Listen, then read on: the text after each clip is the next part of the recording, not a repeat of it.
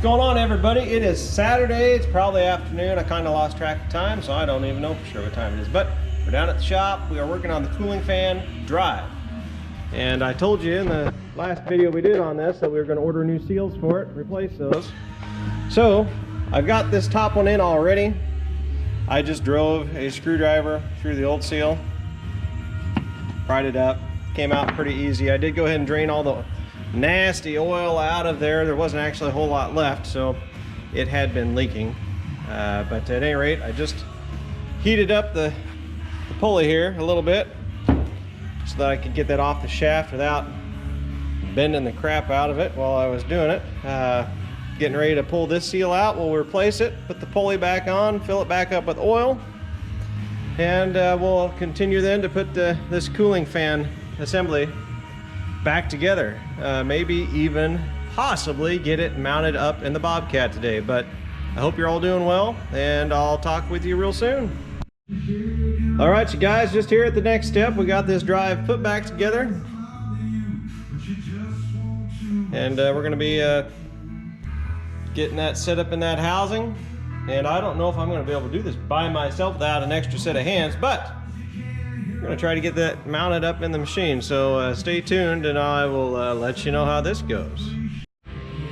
All right, you guys, we're back here at the next step. We got the cooling fan housing drive rebuilt. You know that already. And I actually got that whole cooling housing installed. Just want to give you a few quick tips. If you're having to change your housing out, I would definitely chase your set threads. That was a 3/8 by 16 thread. So the bolts that actually go through the cooling housing, there's 4 of them that mount it to the actual skid loader frame. You probably want to clean those out because one person in this machine,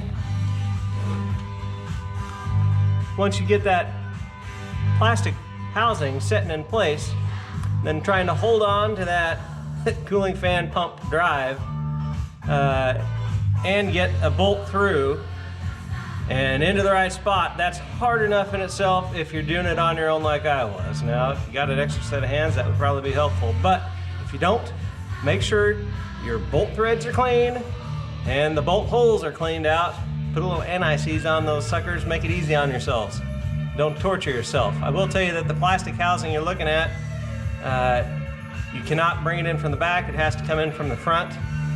It actually went in there pretty easy. I actually had this in and had to pull the whole thing back out just because I wasn't using my common sense today.